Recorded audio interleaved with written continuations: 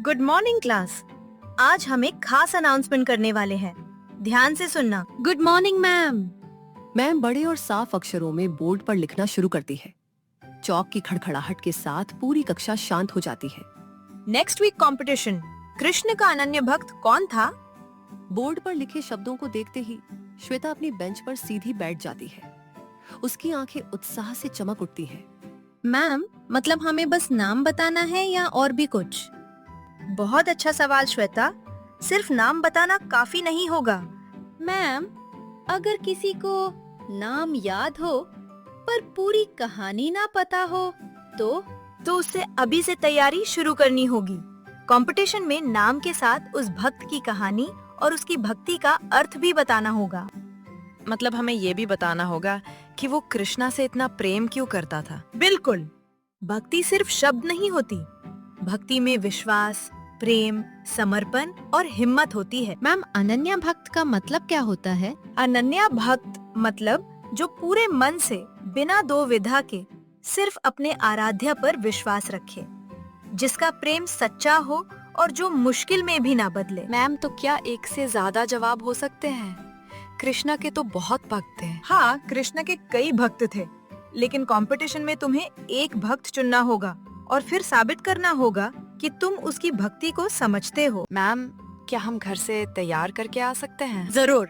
Notes बनाओ, घर वालों से पूछो, किताब देखो और सबसे जरूरी कहानी को महसूस करो। कक्षा में हल्की सी फुसफुसाहट फिर से शुरू हो जाती है। कुछ बच्चे तुरंत नाम सोचने लगते हैं। श्वेता चुप हो जाती है, पर उसके चेहरे पर उत्साह के साथ हल्का सा तनाव भी दिखाई देने लगता है। मैम प्राइस क्या मिलेगा?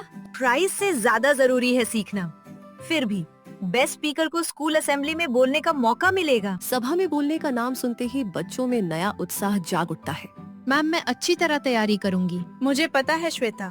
बस याद रखो, कहानी सिर्फ सही नहीं, दिल से कही हुई भी होनी चाहिए।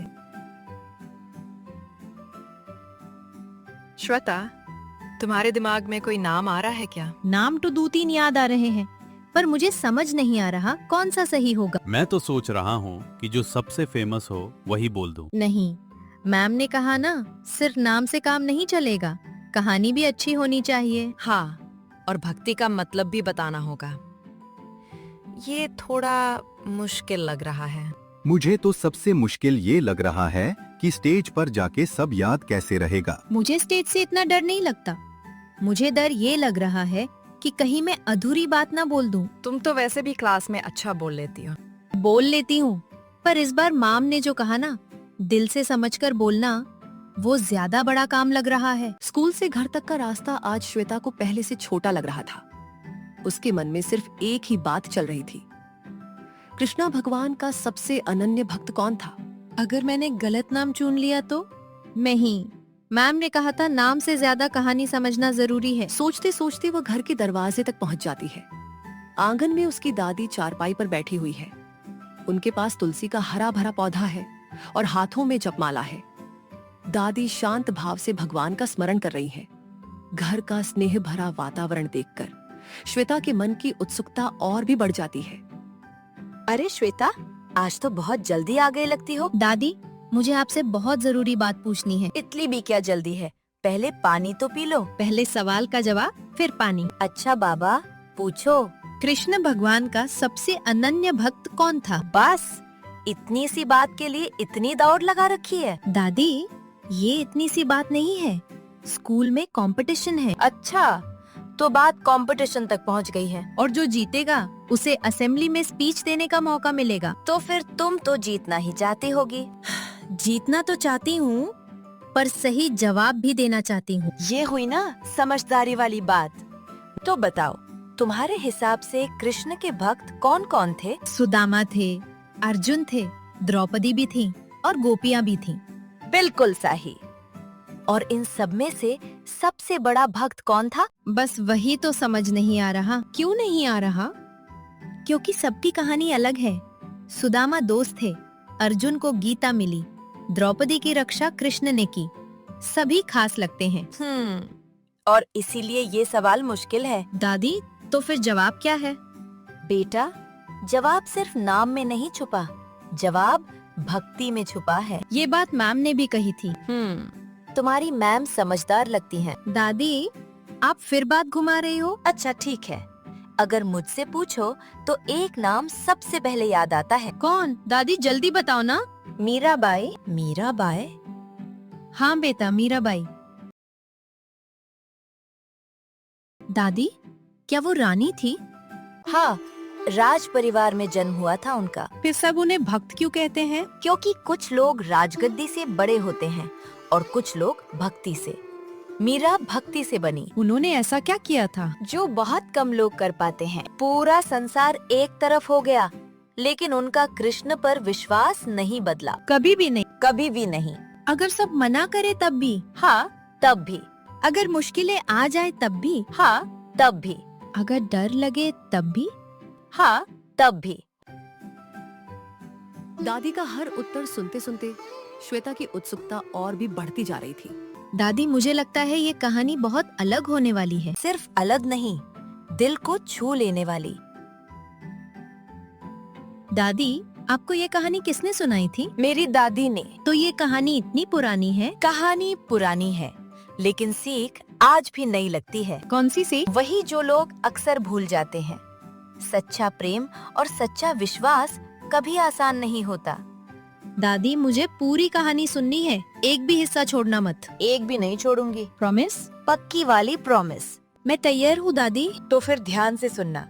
ये कहानी है एक नानी सी लड़की की, जो बाकी बच्चों की तरह खेलती भी थी, हंसती भी थी, लेकिन उसके दिल में कृष्ण के लिए कुछ अलग ही जगह थी। उसका नाम मीरा था? हाँ, और उसे खुद भी नहीं पता था कि एक दिन पूरी दुनिया उसे कृष्ण की सबसे अनन्य भक्त के नाम से याद करेगी। श्वेता की नजरें अब दादी पर टिकी हुई थी, मानो वह उनका एक भी शब्द खोना नहीं चाहती हो। दादी मुस्कुराई और कहानी सुनाना शुरू किया। बहुत समय पहले राजस्थान के एक राज परिवार में एक प्यारी सी बच्ची रहती थी। उसका नाम था मीरा। दादी की आवाज के साथ श्वेता की कल्पना में एक नई दुनिया खुलने लगती है। भव्य राजमहल, रंग बिरंगे वस्त्र और उन सबके बीच एक नन्ही सी बच्ची, मीरा। मीरा राज परिवार में जन्मी थी, लेकिन उनका मन महल की चमक दमक से अधिक कहानियों और भगवान की बातों में लगता था। मीरा, पकड़ो पकड़ो, तुम फिर हार जाओगी। अरे रुको, मैं आ रही हूँ। तुम हमेशा सपनों में खोई रहती हो। क्योंकि सपने अच्छे होते हैं। और तुम्हारे सपनों में क्या होता है? पता नहीं, पर कभी कभी लगता है कि कोई मुझे देख रहा है। कौन? पता नहीं। उस दिन महल के बाहर से एक शादी की बारात निकली। ढोल की आवाज सुनकर मीरा दौड़ती हुई उसे देखने पहुंच गई। माँ, माँ, ये सब लोग इतने सज धज कर कहाँ जा रहे हैं? बेटा, ये बारात है। दूल्हा अपनी दुल्हन को लेने जा रहा है। दूल्हा? हाँ, शादी में दूल्हा और दुल्हन होते हैं। तो मेरा दूल्हा कौन होगा? माँ पहले तो मुस्कुराई। उन्हें लगा कि बच्ची बस जिज्ञासा में पूछ रही है। तुम्हारा दूल्हा? हाँ। ये देखो। माँ ने पास रखी भगवान श्री कृष्ण की छोटी सी मूर्ति उठाई और हंसते हुए जवाब दिया, तुम्हारे दूल्हे तो श्री कृष्ण हैं। माँ ने यह बात मजाक में कही थी, लेकिन नन्ही मीरा ने इसे अपने दिल का सच मान लिया। सच में? हाँ हाँ, अब जाकर खेलो। नहीं, पहले मुझे कृष्ण जी दीजिए। उस दिन के बाद सब कुछ बदलने लगा। कृष्ण की वह मूर्ति मीरा के लिए केवल पत्थर की मूर्ति नहीं रही। कृष्ण जी, अब आप मेरे हो ना? माँ ने कहा है, मैं आपको कभी अकेला नहीं छोड़ूंगी। हर सुबह उठते ही मीरा सबसे पहले कृष्ण को प्रणाम करती। सुप्रभात कृष्ण जी, आज हम दोनों साथ में भोजन करेंगे। खुद भोजन करने से पहले वह कृष्ण के सामने थाली रख देती। राजकुमारी, आप क्या कर रही हैं? कृष्ण जी को भोजन करा रही हूँ। पर मूर्ति भोजन कैसे खाएगी? मूर्ति नहीं है, कृष्ण जी हैं। तुम इसे हर जगह अपने साथ क्यों रखती हो? क्योंकि मुझे अच्छा लगता है। पर ये तो बोलते नहीं हैं। तुम्हें सुनाई नहीं देता? मतलब? मुझे लगता है कि कृष्ण जी मेरी बातें सुनते हैं। और जवाब भी देते हैं? दिल में देते हैं। मुझे तो कुछ समझ नहीं आता। मुझे भी सब कुछ समझ नहीं आता, बस इतना पता है कि मुझे इनसे बहुत प्रेम है। जब पूरा महल सो जाता, तब भी मीरा की बातें समाप्त नहीं होती थी। कृष्ण जी, आज मैंने दौड़ में जीत हासिल की। आपने देखा था ना, और आज माँ ने मेरी पसंद की मिठाई भी बनवाई। जैसे कोई अपने सबसे अच्छे मित्र से बातें करता है, वैसे ही मीरा कृष्ण से बातें करती थी। आप मेरे मित्र हैं ना? नहीं, मित्र से भी बढ़कर। नन्ही सी उम्र में भी मीरा के हृदय में कृष्ण के प्रति जो प्रेम था, वह हर दिन और अधिक गहरा होता जा रहा था। दादी, क्या सच में मीरा जी मूर्ति से बात करती थी? हाँ बेटा, और लोग उनका मजाक नहीं उड़ाते थे? कुछ लोग उड़ाते थे। फिर उन्हें बुरा नहीं लगता था? जब विश्वास सच्चा हो तो लोगों की हंसी छोटी लगने लगती है। मुझे लगता है मीरा जी बहुत अलग थी। अलग नहीं बेटा, सच्चे दिल वाली थी। फिर आगे क्या हुआ? आगे उनकी जिंदगी में बहुत बड़े बदलाव आए। कैसे बदलाव? जब मीरा बड़ी हुई तो राज परिवार ने उनके लिए ऐसे फैसले किए जिन्होंने उनकी पूरी जिंदगी बदल दी। और कृष्णा जी? कृष्णा उनके साथ तब भी थे। श्वेता और भी ध्यान से बैठ गई। कहानी अब और अधिक रोचक होती जा रही थी। अब सुनो, कैसे एक राजकुमारी धीरे धीरे पूरी दुनिया की मीराबाई बनी।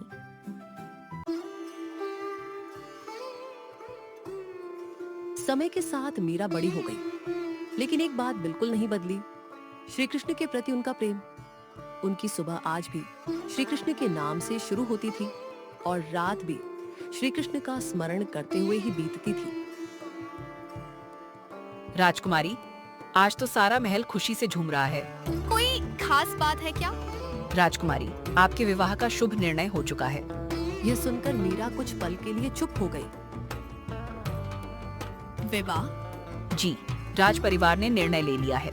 माँ, क्या मेरा विवाह सचमुच तय हो गया है? हाँ बेटा, हर राजकुमारी के जीवन में यह एक महत्वपूर्ण दिन होता है। लेकिन माँ, क्या बात है बेटा? आपको याद है बचपन में आपने मुझसे क्या कहा था? कौन सी बात? आपने कहा था कि मेरे दूल्हे श्री कृष्ण हैं। माँ कुछ क्षणों के लिए मौन हो गई। उन्हें बचपन का वह दिन याद आ गया। बेटा, वह बात मैंने मजाक में कही थी। लेकिन मैंने उसे सच मान लिया था मीरा, और आज भी उसे सच मानती हूँ। मीरा की आंखों में अटूट विश्वास झलक रहा था। उनके लिए श्री कृष्ण केवल आराध्य नहीं, बल्कि उनके जीवन साथी थे। कृष्ण जी, सब कह रहे हैं कि अब मेरी जिंदगी बदलने वाली है, लेकिन आप मेरे साथ रहेंगे ना? मीरा ने अपनी कृष्ण मूर्ति को दोनों हाथों में थाम लिया। मैं जहाँ भी जाऊँ आप मेरे साथ चलेंगे। मैं आपको कभी अपने से दूर नहीं होने दूंगी। मीरा के मन में अनेक प्रश्न थे, लेकिन श्री कृष्ण पर उनका विश्वास अटल था। उन्हें लगता था कि चाहे परिस्थितियां कैसी भी हों, कृष्ण सदैव उनके साथ रहेंगे। विवाह संपन्न हुआ। मीरा अपने नए राज परिवार में आ गई। सब कुछ नया था, महल, लोग और रीति रिवाज। लेकिन मीरा के लिए सबसे महत्वपूर्ण वही था जो हमेशा से था, श्री कृष्ण। राजकुमारी, आप थक गई होंगी। नहीं, मैं ठीक हूँ। कल कुलदेवी की पूजा है, उसके लिए तैयार रहना। कुलदेवी की पूजा? हाँ, ये हमारे राजवंश की परंपरा है। परिवार के सभी सदस्य कुलदेवी की आराधना करते हैं। लेकिन मैं तो केवल श्री कृष्ण की पूजा करती हूँ। राजकुमारी, आगे आइए और कुलदेवी को प्रणाम कीजिए। सभी की नजरें मीरा पर टिक गई। मुझे क्षमा कीजिए। क्षमा? किस बात के लिए? मैं केवल श्री कृष्ण को ही अपना आराध्य मानती हूँ। पूरा मंदिर एक पल के लिए शांत हो गया। तुम ये क्या कह रही हो? सच, मैं किसी का अपमान नहीं कर रही हूँ, लेकिन मेरा मन केवल श्री कृष्ण में ही लगता है। ये राज परिवार की मर्यादा के विरुद्ध है। एक राजकुमारी को राज परिवार के नियमों का पालन करना चाहिए। हर समय श्री कृष्ण का नाम जपना उचित नहीं है। यदि श्री कृष्ण का नाम लेना अपराध है, तो मैं यह अपराध बार बार करूंगी। तुम समझती क्यों नहीं? क्योंकि प्रेम समझाया नहीं जाता, केवल महसूस किया जाता है। जितना विरोध बढ़ता गया, उतना ही मीरा का विश्वास और अटल होता गया। हे श्री कृष्ण, यदि पूरा संसार भी मुझसे रूठ जाए, तब भी मैं आपका नाम कभी नहीं छोड़ूंगी। मेरे लिए आप ही मेरा सब कुछ है। मंदिर में दीपक की लौ शांत भाव से जल रही थी। बाहर अंधकार था, लेकिन मीरा के मन में भक्ति का एक अनोखा प्रकाश उज्जवल हो रहा था। दादी, अगर सब लोग उनके खिलाफ हो गए थे, तो क्या उन्हें डर नहीं लगता था? डर तो हर इंसान को लगता है बेटा। फिर मीरा जी ने हिम्मत कैसे रखी? क्योंकि उनका विश्वास उनके डर से बड़ा था। विश्वास डर से बड़ा? हाँ, जिस दिन किसी का विश्वास उसके डर से बड़ा हो जाता है, उस दिन वो मुश्किलों से हारना बंद कर देता है। फिर आगे क्या हुआ? आगे विरोध और बढ़ा। और मीरा जी? उन्होंने कृष्ण का नाम छोड़ने के बजाय और मजबूती से पकड़ लिया। श्वेता को अब समझ आने लगा था कि लोग मीराबाई को इतनी श्रद्धा से क्यों याद करते हैं, लेकिन उनकी भक्ति की असली परीक्षा अभी बाकी थी। अब सुनो वे घटनाएं जिन्होंने पूरी दुनिया को मीरा की भक्ति का दीवाना बना दिया। हर जगह बस मीरा की ही चर्चा होती है और हर समय कृष्ण का ही नाम लिया जाता है। आखिर ये कब तक चलता रहेगा? अब कुछ करना होगा। जो भी हो, कृष्ण मेरे साथ है। मीरा जी, आपके भजन सुनकर मन को बहुत शांति मिलती है। शांति मुझ में नहीं, कृष्ण के नाम में है। आपका अटूट विश्वास देखकर हमें भी हिम्मत मिलती है। तो फिर पूरे मन से कृष्ण का नाम लीजिए। मीरा जी, आपके लिए राजमहल से विशेष प्रसाद भेजा गया है। प्रसाद? जी। प्याला बहुत सुंदर था। बाहर से देखने पर सब कुछ सामान्य लग रहा था, लेकिन उसके भीतर विष मिला हुआ था। मीरा जी, पहले हमें इसे देख लेने दीजिए। नहीं, यदि इसे प्रसाद कहकर भेजा गया है तो मैं इसे श्रद्धा से स्वीकार करूंगी। पर जो कृष्ण की इच्छा होगी वही होगा। मीरा ने दोनों हाथों से प्याला उठाया। उनके चेहरे पर डर का कोई निशान नहीं था। कृष्ण, जो भी हो, मैं आप पर पूरा विश्वास करती हूँ। मीरा ने प्याले को अपने मस्तक से लगाया और प्रार्थना की, मेरे प्रभु, मेरा मन सदा आपके चरणों में बना रहे। फिर उन्होंने प्याले का सारा द्रव्य पी लिया। मीरा जी, सबकी सांसें जैसे थम गई। कुछ पल बीते, फिर और कुछ पल, लेकिन मीरा शांत बैठी रही। अब ठीक है? बिल्कुल ठीक। जिन लोगों ने उन्हें नुकसान पहुंचाने की योजना बनाई थी, वे यह देखकर हैरान रह गए। एक बार हमारी योजना असफल हो गई, लेकिन मीरा अब भी नहीं बदली। अब क्या करे? एक और प्रयास करते हैं। मीरा जी, आपके लिए एक उपहार आया है। उपहार? किसने भेजा है? मुझे नहीं पता। उस टोकरी के भीतर एक विषैला सांप छिपाकर रखा गया था। मीरा जी सावधान। डर क्यों रहे हो? पता नहीं क्यों, लेकिन मन घबरा रहा है। जहाँ कृष्ण का नाम हो वहाँ भय को स्थान नहीं मिलना चाहिए। सभी लोग पीछे हट गए। किसी को नहीं पता था कि अगले ही पल क्या होने वाला है। मत खोलिए। कृष्ण मेरे साथ है। मीरा ने टोकरी खोली। जहाँ विषैले सांप के होने की आशंका थी, वहाँ कृष्ण से जुड़ा एक पवित्र उपहार दिखाई दिया। यह कैसे संभव है? जब मन में सच्ची भक्ति हो तो हर चीज में कृष्ण ही नजर आते हैं। कृष्ण, लोग मुझे रोक सकते हैं, लेकिन आपके नाम को मेरे हृदय से कभी नहीं मिटा सकते। दादी, अब मुझे समझ आ रहा है कि लोग मीराबाई को इतना क्यों याद करते हैं। क्यों? क्योंकि मुश्किलों के बाद भी उन्होंने कृष्ण का साथ नहीं छोड़ा। बिल्कुल साई। अगर मैं उनकी जगह होती तो शायद डर जाती। डरना गलत नहीं होता बेटा। डर के बावजूद सही बात पर टिक जाना हिम्मत होती है। लेकिन कहानी अभी खत्म नहीं हुई है। अभी और भी है। हाँ, अब सुनो कैसे मीरा ने राजसी सुखों से भी बड़ा कृष्णा का प्रेम चुना। समय के साथ मीरा समझ चुकी थी कि कुछ लोग उनकी भक्ति को कभी नहीं समझ पाएंगे, लेकिन उनके मन में किसी के लिए कोई रोष नहीं था। उनके हृदय में बस श्री कृष्ण का नाम ही बसा था। कृष्ण, मैंने कभी किसी का बुरा नहीं चाहा। मुझे बस आपका प्रेम चाहिए और कुछ नहीं। मीरा जी, आपको देखकर मन को शांति मिलती है। शांति मुझ में नहीं, श्री कृष्ण के नाम में है। हम बहुत दूर से आपके भजन सुनने आए हैं। तो आइए हम सब मिलकर श्री कृष्ण का नाम लेते हैं। रोज नए नए लोग महल के बाहर आ जाते हैं। वे सब मीरा से मिलने आते हैं। उन्हें रोका जाना चाहिए। मीरा, तुम्हें अपनी मर्यादा और सीमाएं समझनी होंगी। मेरी सीमाएं? तुम एक राजकुमारी हो और उससे पहले श्री कृष्ण की भक्त हूँ। तुम हर बात में श्री कृष्ण को क्यों ले आती हो? क्योंकि मेरे लिए श्री कृष्ण हर बात में है। प्रभु, यदि कभी मेरे मन में अहंकार आए तो उसे मुझसे दूर कर दीजिए। मुझे सदैव आपके चरणों का सेवक बनाए रखिए। मीरा के लिए भक्ति केवल भजन गाना नहीं थी। भक्ति विनम्रता थी, करुणा थी और हर परिस्थिति में अच्छाई पर अडिग बने रहना थी। धीरे धीरे मीरा का नाम पूरे देश में फैलने लगा। लोग उनके भजन गाने लगे, लेकिन मीरा को अपनी प्रसिद्धि से कोई मोह नहीं था। मीरा जी, आज हजारों लोग आपके भजन सुनने आए हैं।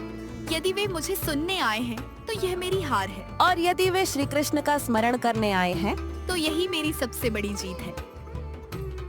दादी, फिर मीरा जी का क्या हुआ? समय बीतता गया, लेकिन उनकी भक्ति कभी पुरानी नहीं हुई। और लोग आज भी उनके भजन गाते हैं। मतलब इतने वर्षों बाद भी? हाँ, क्योंकि सच्चा प्रेम समय से भी बड़ा होता है। दादी, मुझे लगता है कि मुझे प्रतियोगिता के लिए जवाब मिल गया। तो बताओ, तुमने क्या सीखा? कि अनन्य भक्त वो होता है जो कठिनाइयों में भी अपना विश्वास नहीं छोड़ता, जो सबसे प्रेम से रहे, बिना क्रोध और बिना अहंकार के। बिल्कुल सही।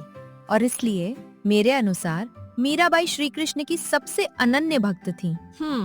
अब लगता है कि तुम प्रतियोगिता के लिए पूरी तरह तैयार हो। अब कल से भाषण की तैयारी शुरू। कल से नहीं, अभी से। यही तो बात है। पूरे सप्ताह श्वेता ने खूब मेहनत की थी। उसने भाषण केवल याद करने की कोशिश नहीं की, बल्कि मीराबाई की कहानी को समझने का प्रयास किया। और आज प्रतियोगिता का दिन था।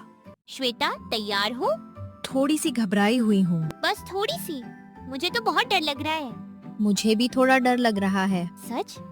तुम तो हमेशा आत्मविश्वास से भरी हुई लगती हो। आत्मविश्वास का मतलब ये नहीं कि डर बिल्कुल न लगे। फिर? आत्मविश्वास का मतलब है डर लगने के बाद भी पूरी कोशिश करना। कई बच्चों ने अलग अलग भक्तों के बारे में बताया।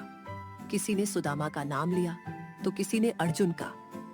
हर भाषण के बाद तालियों की गड़गड़ाहट गूंजती रही। मेरा नंबर आने वाला है। शुभकामनाएं। धन्यवाद। रोहित मंच पर गया, अपना भाषण दिया और वापस आ गया। अब श्वेता की बारी आने ही वाली थी। श्वेता, तुम्हारा भाषण सबसे अच्छा होना चाहिए। मैं बस दिल से बोलने की कोशिश करूंगी। अगली प्रतिभागी है श्वेता। अपना नाम सुनते ही श्वेता का दिल थोड़ा तेज धड़कने लगा। शुभकामनाएं। जाओ, तुम जरूर अच्छा करोगी। श्वेता ने गहरी सांस ली और मंच की ओर बढ़ गई। नमस्कार आप सभी को। आज मैं आपको उस भक्त के बारे में बताना चाहती हूँ जिन्हें मैं भगवान श्री कृष्ण का सबसे अनन्य भक्त मानती हूँ। उनका नाम है मीराबाई। मीराबाई का जन्म एक राज परिवार में हुआ था। बचपन में उनकी माँ ने मजाक में कहा था कि भगवान श्री कृष्ण ही उनके दूल्हे हैं, लेकिन मीरा ने उस बात को अपने जीवन का सत्य मान लिया। जब वे बड़ी हुईं, तब भी भगवान श्री कृष्ण के प्रति उनका प्रेम जरा भी कम नहीं हुआ।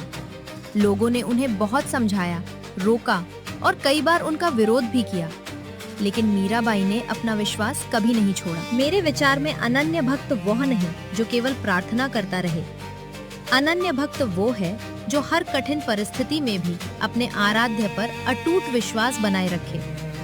जब सभी साथ छोड़ दें, तब भी जो सत्य और प्रेम का साथ न छोड़े। मीराबाई ने हमें सिखाया कि सच्चा विश्वास हर डर से बड़ा होता है। मिश्वा मैम के चेहरे पर मुस्कान आ गई। उन्हें महसूस हुआ कि श्वेता केवल याद किया हुआ भाषण नहीं सुना रही थी, बल्कि उसके हर शब्द को समझकर और पूरे मन से बोल रही थी। आज भी लोग मीराबाई को याद करते हैं, क्योंकि उन्होंने हमें प्रेम, साहस और अटूट विश्वास का महत्व सिखाया। धन्यवाद। वाह श्वेता, बहुत बढ़िया। अब जो होगा देखा जाएगा। मुझे तो बहुत घबराहट हो रही है। मुझे भी। जो होगा अच्छा ही होगा। तुम इतनी शांत कैसे हो? पता नहीं, शायद दादी की कहानी की वजह से। बच्चों, सबसे पहले मैं सभी प्रतिभागियों को हार्दिक बधाई देना चाहती हूँ। तुम सभी ने बहुत अच्छा प्रदर्शन किया है और इस प्रतियोगिता की विजेता है। श्वेता की धड़कनें तेज हो गई। श्वेता, श्वेता मंच पर आओ। श्वेता धीरे धीरे मंच की ओर बढ़ी। उसकी आंखों में खुशी की चमक साफ दिखाई दे रही थी। बहुत बढ़िया श्वेता। धन्यवाद मैम। तुम्हारे भाषण में केवल जानकारी ही नहीं, बल्कि गहरी समझ भी थी। इसीलिए तुम्हें अगले सप्ताह विद्यालय की प्रार्थना सभा में भाषण देने का अवसर दिया जाता है। वाह श्वेता, अब तो पूरा स्कूल तुम्हें सुनेगा। श्वेता मुस्कुराती, लेकिन उस पल सबसे पहले उसे अपनी दादी का चेहरा याद आया।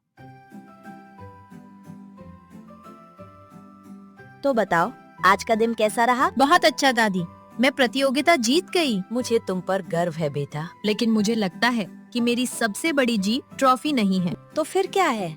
मीराबाई की कहानी को समझना। पहले मैं सिर्फ जवाब ढूंढ रही थी, लेकिन अब समझ गई हूँ कि सच्ची भक्ति क्या होती है। और क्या समझी? कि सच्चा विश्वास कभी मुश्किलों से नहीं डरता, और जो इंसान प्रेम, सत्य और धैर्य का साथ नहीं छोड़ता, वही सबसे मजबूत होता है। बिल्कुल सही कहा बेटा। दादी ने प्यार से श्वेता के सिर पर हाथ फेरा। श्वेता के चेहरे पर संतोष की मुस्कान थी। उसे अपना उत्तर मिल चुका था। दोस्तों, मीराबाई की कहानी हमें सिखाती है कि सच्चा विश्वास, प्रेम और साहस इंसान को हर कठिन परिस्थिति में अडिग बनाए रखते हैं। और श्वेता की तरह जब हम किसी बात को केवल याद नहीं करते बल्कि उसे समझते और अपने जीवन में अपनाते हैं, तभी वह सीख वास्तव में हमारे काम आती है।